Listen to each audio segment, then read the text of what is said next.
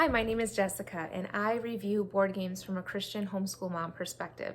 The reason I'm making these videos is for two main reasons. Well, we'll say three. Number one, I want to glorify God, and I hope that I'm doing that in these videos. These videos have actually been really good for me to improve my own character because tone of voice, for example. In some of these videos, I realize that maybe I sound negative or maybe I sound whiny. So I feel like having to look at myself and hear myself is going to help me to find flaws in my character. Because I think what we put out on the outside is a reflection of what is going on in the inside, and I want to keep working to glorify God. I also want to glorify God, though, by highlighting what is good and wonderful in this world. There's just so much negative stuff out there, and the negative has been infiltrated into a lot of good things. Good and falsehood mixed together, truth mixed with error, is more dangerous and more deceptive than just obvious evil.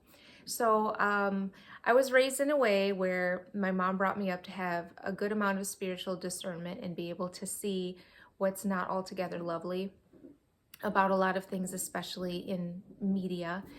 And I want to help you make better decisions when you're buying your games. If you only have a limited budget, and if we're being good stewards of our money, no matter how much money you do or don't have, we should all be careful in how we spend that money. We don't want to be buying games that we're going to be disappointed with once we have them. I tend to have too many games, I'll just be honest, because this has become kind of a passion or an interest of mine. I tend to go a little overboard. Okay, so I've bought games that now I regret, and if I can help somebody else to not do that, I want to be there to help you do that. So today we're going to talk about sequence letters. Sequence. The original Sequence, of course, is a classic game. Probably most of us know what it is. That was a game I've been playing since I was probably 18. We didn't grow up with it in our house, but some friends of our family did, and it was fun. My husband really likes Sequence, and it's a great game for people who are not into heavy board games. It's easy to play, it's a classic, and it can accommodate quite a few people. So that's great. There are a couple of different variations, maybe 3 that I'm thinking of offhand that are available for kids, and I didn't feel that we needed more than one. And honestly, my kids at ages 6 and 8 are just about, if not ready, to play the regular Sequence. So I don't even know if a kiddie version is altogether necessary, but I decided to go with this one called Sequence Letters because I thought there would be that educational component to it, and we could work this into some of our language arts homeschooling. It is recommended for 2 to 4 players and ages 4 and up, and this is produced by Goliath Games. Here are my thoughts on Sequence Letters.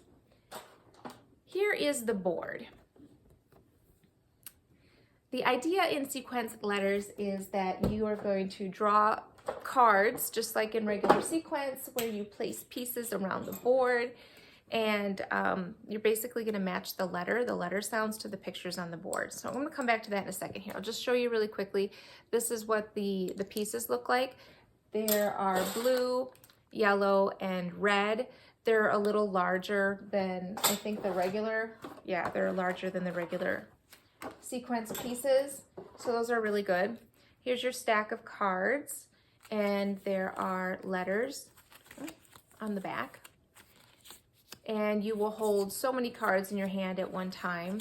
I think 5, but again, these aren't really how-to videos. Sometimes I need to explain how the game works so you can understand it enough to decide if you want it, but I don't give all the details of the rules. But this game is simple, straightforward. So you have cards in your hand, you put one down, and you place a tile on an icon on the board that matches the sound that your letter makes. I don't love it. Okay, so this is what happened. I did wait till my boys were the right age. I got this out when the youngest one was 4, and I was excited to play it with them. A couple of things happened. I don't know if I was in a strange mood that day or what, but for some reason I was having a hard time locating the pictures on the board that went with the letter sounds. So half the board is upright facing the person over here, and then you'd have to flip the board for these pictures to be upright. I mean, that's fair. That makes sense that half the pictures are going one way and half are going the other way. But yet, when you're looking down from it from the top, it's a little bit confusing. Like I said, I don't know if it's just me or what, but I found myself scanning the board a lot, trying to find pictures that matched with the sound of the letters. And I thought, oh, I don't know. If it's this hard for me, I'm not sure that a little kid is going to do this as well as I thought. I think part of the issue here is I'm going to pick on artwork again. Oh yes, once again. So artwork here is not stellar. It's very cartoon-ish and vague. It is not realistic looking. Okay, yeah, you can tell that's a jellyfish, but that is minimal detail. You can tell that that's a snail. Penguin is obvious. Really, it's about as minimally detailed, almost as they could get away with, and still have the animals be recognizable. And there were a couple that kind of tripped me up, and even my husband.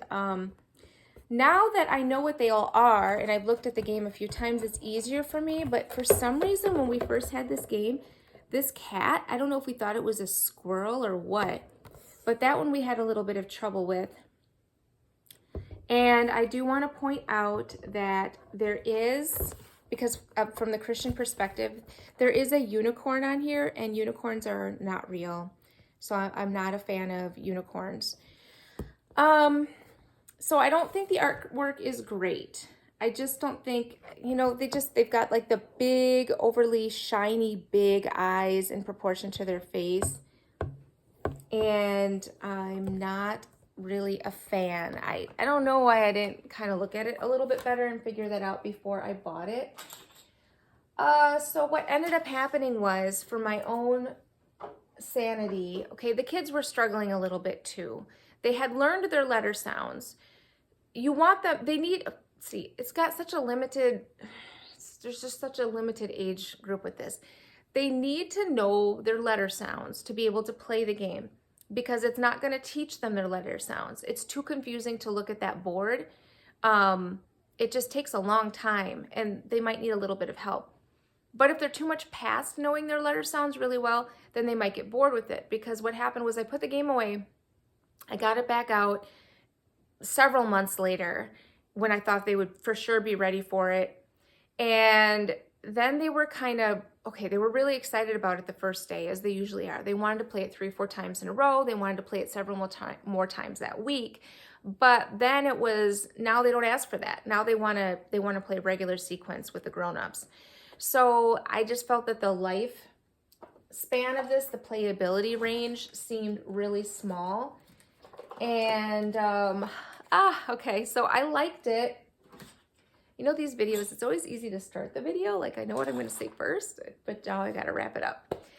So from a Christian perspective, out of 5, I'm going to give it a 4. I'm going to take away half a point because of the unicorn, and I'm going to take away another half a point because the artwork is so unrealistic and the eyes are exaggerated, and I don't like that kind of artwork. Now, me personally, I would probably give it even a lower score, but that's a personal preference. I can't like force you guys to think the way I feel and to say that bad cartoony artwork is a moral issue and we have to take away half the points from the game. A Christian can play this game. It would be just fine. From the standpoint of it being fun, if I was going to give it a score from 1 to 5, I'm going to give it a 3. It actually is really fun, but it's just really fun for a short window of time.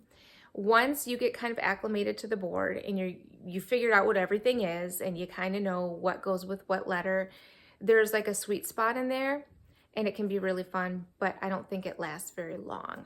So those are my thoughts on letters sequence. Now I'm going to segue into a totally different topic here, just because if I have anything that I think might be good or helpful for homeschool parents, I just want to share what I know and what I think is good for you. This is a paper, it's called My Bible First. If you are looking for a really nice way to do worship with your kids, this company puts out really awesome material. It has a lesson for each day of the week: Sunday, Monday, Tuesday, Wednesday, Thursday, Friday. It does not have one for Saturday. But it takes a Bible story and it tells it in a way that makes it engaging and interesting, and it brings out the true moral of the story. It's not just glossed over and babyish like a lot of the children's Bibles can sometimes be. It really makes you think. In fact, at the end of the lesson, it says, think, and then it asks you a question. Would you have been excited too? But think about it. Although Jesus made our world and owned everything in it, he was so poor when he became a human that he even had to borrow the donkey. Or think, is it enough to know the 10 Commandments to say that we love Jesus? We don't want to be like the fig tree and only look good on the outside. When we truly love Jesus, we love to do things Jesus would do and be loving, helpful, and kind to others. There's just lots of really good questions in here. Now, this one is for kids. This is designed ideally for kids who are age 6, 7, and 8, I think, or 7 through 9. But they have a bunch of different ones that are divided up by different age groups, starting with actually babies and toddlers and on. And then on the very back is Story Corner. And there's another type of just like a story that's going to teach how to have good character traits. Sometimes these are missionary stories. These are really cool. So if you are looking for something that is short and you can do for a nice worship time with your kids, and it changes every day, every week, and it's just on a little piece of paper so you can pass it on and share it when you're done.